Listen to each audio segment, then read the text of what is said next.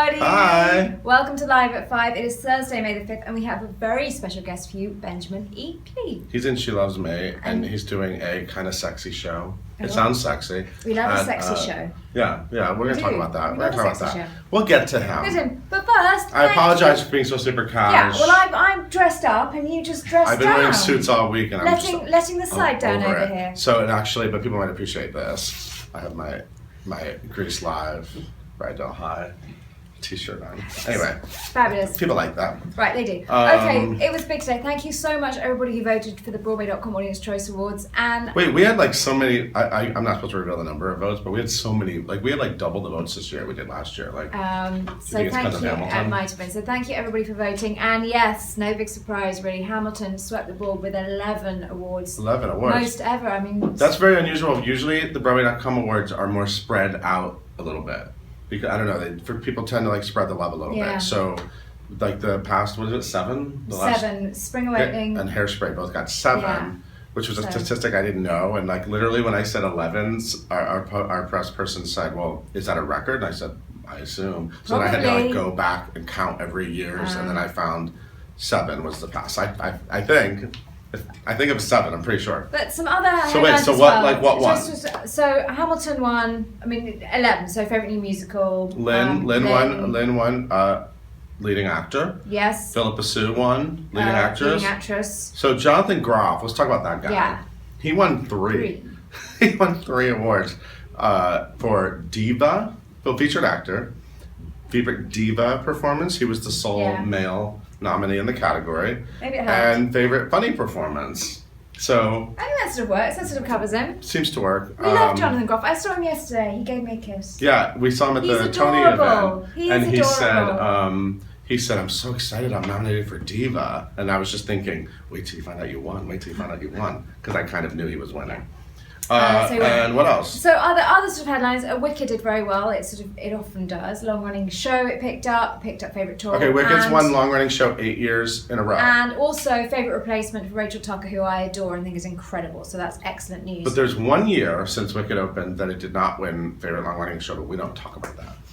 Well, no, Spin-A-Lot won that year because Clay Aiken was in it, and the Claymates like broke our site. Claymates sounds scary. And they also voted for Hannah Waddingham. Isn't she one of yours? Yeah, she's one of yours. Yeah. She's a Brit. She won that year too. Tell you who discovered her? Your dad. And didn't I see her? Wasn't she in that Wizard of Oz? And she played the Wicked Witch. And she was hovering above the orc. Yeah, she was in that. That lady. All right, an act of God did very well. David Jarabon's play. And Jim Parsons won too. So congratulations to them. Spring Awakening, the Deaf West production won Best Musical Revival, which I think a lot of people are saying it's got a very good chance to win the Tony. So that's that's a good. You know what? I don't know. Is that going to win? I don't know. I don't know. We have someone from She Loves Me here. That's another strong contender. contender. A lot of people are saying. What else? Best favorite play revival, The Crucible, and Lupita won for best play. John Gallagher Jr. Longest Journey to Night. Megan Hilty, Noises Off. And I love this favorite replacement male. Oh right. Alfie Boe, and I think maybe this is the only category it happened in. Beat somebody from Hamilton. Oh, Andrew Reynolds. What's that? Yes. The only category where Hamilton lost was, Alfie Boe has got his hands. No, I'm just saying, that's amazing for Alfie Boe. Yeah, it's amazing. Like, it's amazing and he's not in Les Mis anymore. No, he's now in Finding Neverland. But that's a huge achievement. Yeah, totally. Just saying. I'm trying to read these comments. I know, it's too far. I've got 2020 vision. And there was also, I think Spring Awakening would win more easily if it was still running. Okay, that's fair. I'd go with that. Sure, don't be. It's all right. It won. It's okay. It's all right. Anyway, it's very exciting. So it's very exciting to have a look at the site. I did a little buzz now, and the awards will be presented next week. Wait, I didn't know this. Ewan Morton, what's he doing? So this is exciting. So you know that Rockette show, which meant the Tony Awards can't be at the formerly known as the Spring Spectacular. It's now New York Spectacular. Not Spring anymore. But there is more of a summer show. There is Rockettes in the title. Anyway, Ewan Morton, who's Tony nominated for Taboo, and Olivia nominated also for Taboo. Everything Taboo. He is going to be leading it. He's leading it? Yes. So that makes him the Derek Huff of the show this year? Yeah. And who's doing Benante's role? Well, Jacob Ben Widmar, it looks like. Anyway, are they just rewriting it? Did you see it? Do you remember that wacky I meant plot? to go. I heard a lot where, about like, wasn't plot. Laura like an edgy New Yorker, like on her phone and didn't care? And then he did a Singing in the Rain number, which is now going to be used in the Singing in the Rain, which she's now doing on Broadway. I think she discovered that New York's magical. Oh, okay. Something like that. Well, she was kind of like a corporate bitch. That's good to know. She was like one of those publicity girls. She was like one of them. We saw a lot of them yesterday. Okay, moving on. Odds and ends. So, leading odds and ends day, if I have an excuse to write about Channing Tatum, I will do so. It's a bit like Benedict Cumberbatch. So, Magic Mike is happening. Magic Mike, the musical. But not happening on Broadway, it's happening in Las Vegas. So, is it officially called Magic Mike Live? Yes, it's Magic Mike Live. But the musical has got amazing people doing it. It's got Tom Kitt, Brian Yorkie, and Roberto Aguirre-Sacasa, who did, as we know, American Psycho, our favourite. We do like that favourite, one. Yes. But they're doing so they're doing it at the but it's not, Hard it's Rock. Not, yes, I think it's at the Hard Rock. I think it's different. So this is a stripper show that's happening in Vegas. Yeah, I don't think this is the same show. No, it's nothing to do with So you were just trying to put a photo of Channing Tatum on the site. What's wrong with that? Then that begs to ask the question, because I saw the story on the site. Why didn't you use a shirtless photo of him? Because there was a little watching. Because you're not that cheap. I thought about it. I did think about it. But I'm just saying to Channing Tatum, I'm just pointing out that we still want Magic Mike on Broadway. Absolutely. Because we'd have so much fun. And Chris Jackson wasn't Tony nominated, fancy Tony nominated Chris Jackson in the last reading. Yes, exactly. That's what I mean. Yes. Yeah, it's a fancy show. Jessica Lange is going to lead Ryan Murphy's Feud. NASA wants to know, Wicked is my favorite Broadway show. Do you agree? I agree that it's your favorite Broadway show. Yeah. Totally. Of course it is, and you probably voted for it. I couldn't say that though, could I? I couldn't turn around and say Wicked's my favourite. I'd be in so much trouble at home. Should I talk about my sweet sneaky trip home? Sure, yeah. You're going on a plane tonight. Imogen won't be here tomorrow. Because I'm going to go and see Glenn Close do her final performance in Sunset Boulevard in London. Cool. I know, it was cool. As if we never said goodbye. Okay, right. Jessica Lange is going to lead Ryan Murphy's Feud. Wait, this is super exciting. Yeah, okay. So there's a famous Hollywood feud between Joan Crawford and Bette Davis, and they were in Whatever Happened to Baby Jane together, which was they were supposed to be a musical at one point, but did you ever see that movie? It's like camp classic. It's so obviously good. needs to go on my list for the summer when I'm not so busy with theatre. The genius Ryan Murphy, who always comes up with good ideas, now he's going to do like a TV thing about it, right? Yeah. But he also Ryan Murphy. Susan Sarandon's is playing Bette Davis, and Jessica Lange's playing Joan Crawford, which is cool. Which we love. Matthew Broderick is teaming up with Shelley MacLaine for Bettyville, which is based on George Hodgman's memoir. And this sounds fun. So it's all about a guy who lives in New York who goes back home to Missouri to look after his mum. Oh, so cool. We can see all that's sort of working. Joseph Leo Boari from Jersey Boys has a fun Mother's Day video. Just have a look at odds and ends. Tommy Cale earlier, we did a little watch it because he was on Seth Meyers last night. Can I read the last thing on your notes? Yeah. The last line on his sheet. I know what it says. I know what it means. Jane Krakowski's leg on Today. So Jane Krakowski is incredible. First of all, she was amazing. She was so nice yesterday. Because you often She's one of my big favorite stars human beings just being a bit of an nightmare. I've been she was obsessed so with her lovely. since 1989. But her leg, so she's done that this morning at 8 a.m. I don't know, her leg is like this. She does it every night in the show. I know, but it's really early. I mean, you're not. She does it every night, right? It's freezing cold this morning in New York City, in the rain, and there she is with Gavin Creel with her leg up. It's amazing. I love her. I always worry about like slivers on those stage, he's dragging her with the split. But she was doing that, and it was freezing. It was outside. They did it this morning. She's a trooper. She's a real Broadway star. That's a good segue, is it not? It's a perfect segue. We actually talked about She Loves Me a lot. Yeah, we did. Except when you said that something else might win revival. No, it might win. I'm just saying it might be a little low. Okay, everybody, let's bring in Benjamin Eakeley. You have a good flight. Hey! Hi! Hey guys! How you doing? Thanks. Thanks for coming in. Such a pleasure. So happy to be here. Are you? Yeah, and I was worried about the splinters on the stage too. I actually asked stage management about that. I said, what do you think I do when they drag her across? And they said, Ben, I'm sure that they're taken care of in advance. Okay. So don't worry about Jane. So is Ben, can I call you Ben? Yeah, absolutely. Okay, Ben. So Ben, you are in She Loves Me. How's that? The best. Right? It's a big... You guys, if you haven't seen the show yet, come see it. Everybody is flipping out over it. It's so much fun. The set is absolutely gorgeous. These stars are incredible. And it's just a happy classic. Tony-nominated smash. 8-time Tony-nominated right? smash, yeah. Is everybody excited about this week? I mean, everyone's really excited. Tuesday, Wednesday, when you got to see everybody? It's been a big week. We've had a big season with Tony nominations, Drama Desk, Outer Critics, Stare nominations. Yeah. It's been a big hit. Yeah, it's totally exciting. And you were in Cabaret last. Yes! Correct? Yeah. Back to Studio 54. You were a Kit Kat boy. Yes, so I've spent the larger part of the last 2 years at Studio 54. By the way, it's so weird seeing my face here. Does everybody say that when they look at the... Does everybody what? Does everybody say that when they look at the They screen? Because, you know, I don't know if you guys can see this, but we can see our faces on the broadcast here, and it feels kind of narcissistic, right? I don't want to look at you instead of looking at I spent a lot of time in my hair, so... Oh, your hair looks really good. Actually, you know... Thank you. Okay, I think... Oh, look, Nicholas Brass just said hi. He was here. Oh, Nick! Hey, Nick, how's it going? He's in the show with you. Hey, if you guys haven't seen the show yet, Nick plays Arpad, and he got a Drama Desk nomination. I'm so thrilled for him, and he's...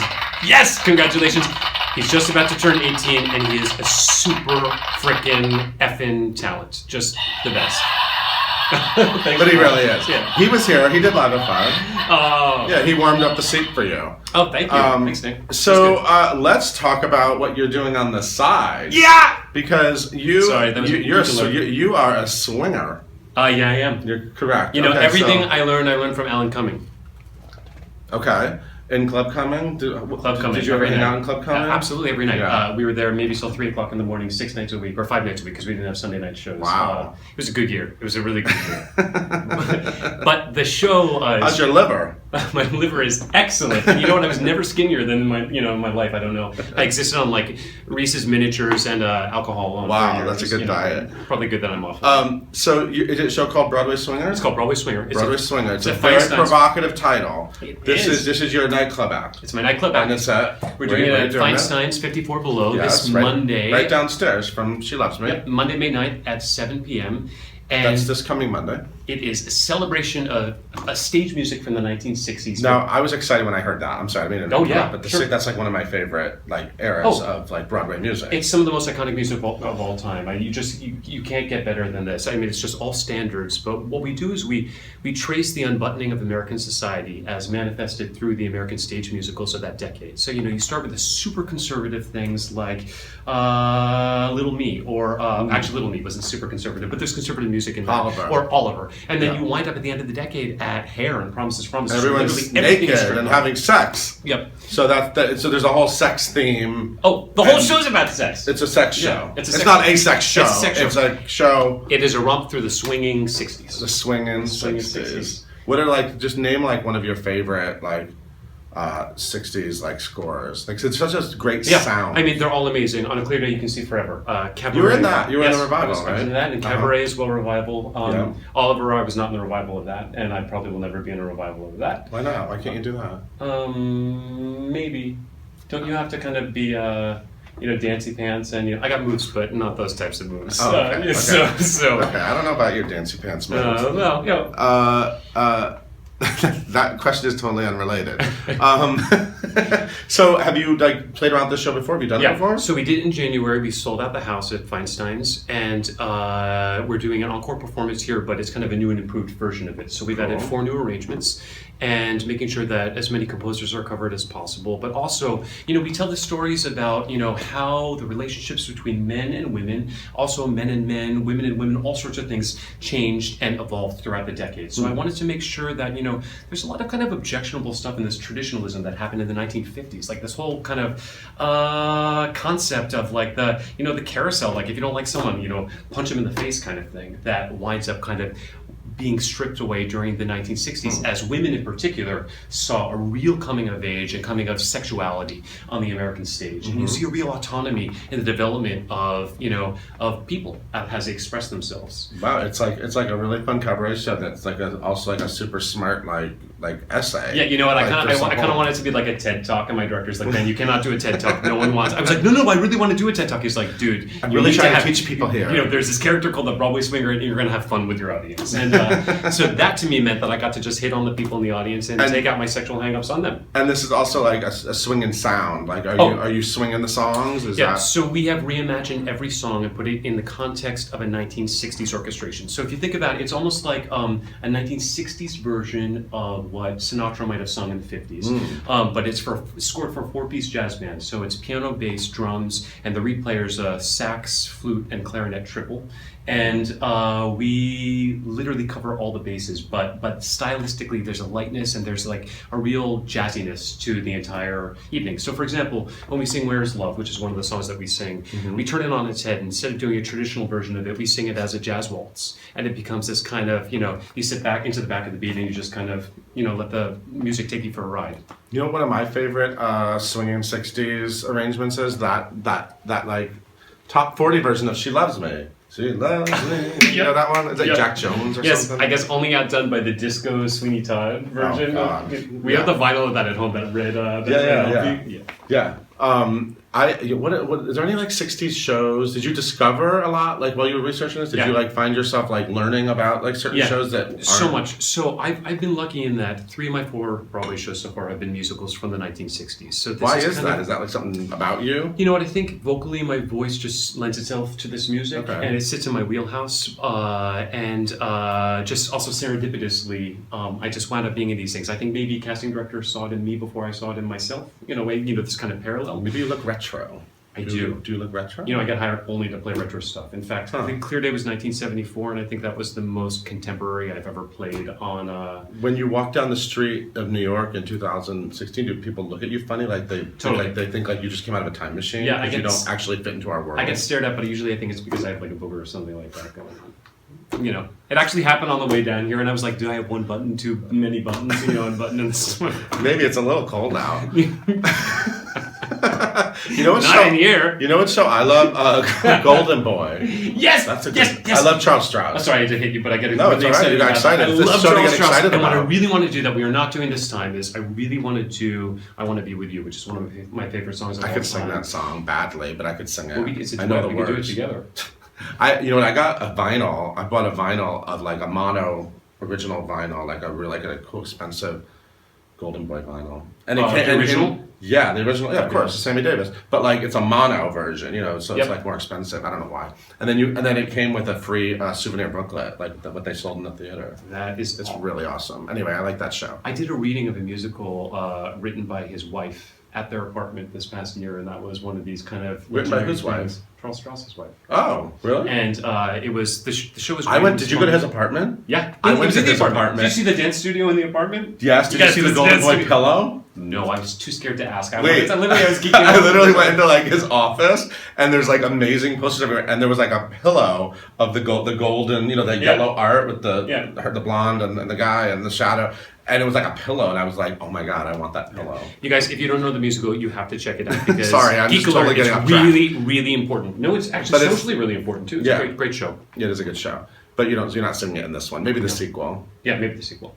So it's Monday night, which is great because even people in shows can go see it. Yep. Last time it was on a Sunday night, so this is nice. A little nicer for my schedule too. Monday night, 7:00, correct? 7:00 at Feinstein's, 54 Below. And if you haven't been there, it is a great venue. Food is awesome. Good food, good drink. Sound is great. The lighting is great. It's just, especially also for a swinger show, it has like this kind of like dirty chicness to it, which I think lends itself well to this type of material. Is there like a secret passageway to get from there to your dressing room at She Loves Me? Is there like some sort of... You know what, there's not. But the male ensemble dressing room in Studio 54, I've been told, was the kind of mattress and cocaine area from the old 54 days. Wait, mattress? Yes. Well, all sorts of things happened there. But if you were friends with like Andy Warhol, you would have been brought down there and kind of, I guess it was, Club Cumming was much tamer than this, but it was like the basement version, and the 1970s version is something like this. So every day when we're in the dressing room, I think about, that history. You think about the cocaine in the mattresses? Yeah, I think about how many people either had sex or died in our dressing room.